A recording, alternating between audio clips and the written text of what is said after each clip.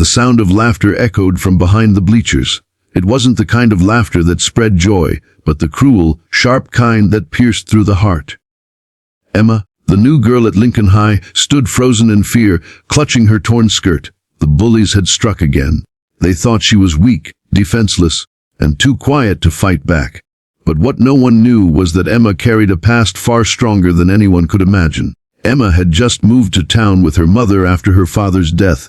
The pain of loss weighed heavy on her, and being the new girl made her a prime target. She kept her head low, hoping to get through school unnoticed, but the bullies found her anyway. They mocked her clothes, whispered about her silence, and now, behind the bleachers, they crossed the line. The leader of the group sneered, yanking at Emma's skirt until it tore. The others howled with laughter, their phones ready to record her humiliation. Emma's cheeks burned red, not from shame, but from a fire that had been buried deep inside her for years. They thought she was just a fragile new girl, but Emma had trained under her father, a martial arts instructor, since she was 5. Her silence wasn't weakness, it was control. In that moment, Emma's eyes hardened. She dropped her torn skirt piece, straightened her posture, and took one deep breath. The same breath her father had taught her before every sparring match. When the leader reached out to shove her, Emma moved faster than anyone expected. With her bare hands, she locked his wrist and twisted it in one fluid motion. A sharp cry of pain erupted, silencing the laughter instantly. The others froze. Emma didn't stop there. Another bully lunged at her, thinking she couldn't take on more than one. But Emma sidestepped and used the boy's own momentum to send him sprawling into the dirt.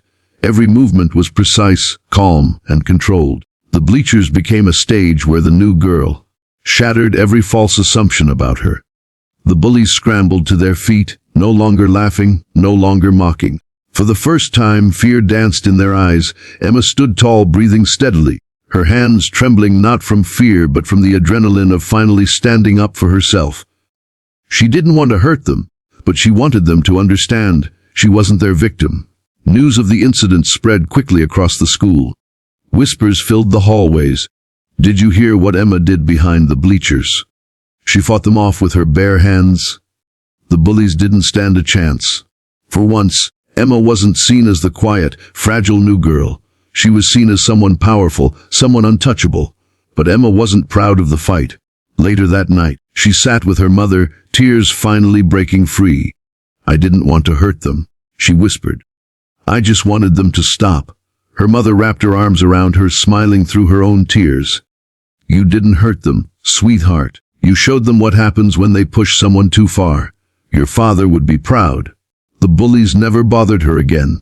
In fact, days later, one of them approached her quietly in the cafeteria.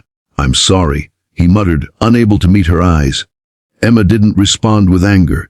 She simply nodded, a quiet act of forgiveness that carried more weight than any insult ever could. Emma's story became a reminder, not just to the bullies, but to everyone who heard it, that silence does not equal weakness. Strength doesn't always roar. Sometimes it waits patiently until the moment it's needed most. Behind the bleachers that day, Emma didn't just defend herself. She reclaimed her power, her voice, and her dignity. And in the end, the bullies learned a lesson they'd never forget: never underestimate the quiet ones. Because when pushed too far, they're capable of the impossible. The echoes of cruel laughter rang louder behind the bleachers, cutting into Emma's chest like knives. She wanted to run, but her feet felt cemented to the ground. Her heart pounded so hard she swore they could hear it. Her skirt dangled in tatters, ripped by hands that only knew cruelty. Look at her, the new girl can't even defend herself, one bully shouted, waving the torn fabric like a trophy. The others roared with laughter, their voices blending into a chorus of mockery. Emma clenched her fists at her sides. She had promised her mother she'd try to blend in, not fight, not draw attention. But this was different. They weren't just laughing at her clothes. They were laughing at her existence. Her mind flashed to memories of her father. His calm voice echoed, Emma, strength isn't about hurting people. It's about knowing when to stand. She had ignored that voice for weeks, burying her training under fear and grief. But now, cornered behind the bleachers, something inside her snapped back into place.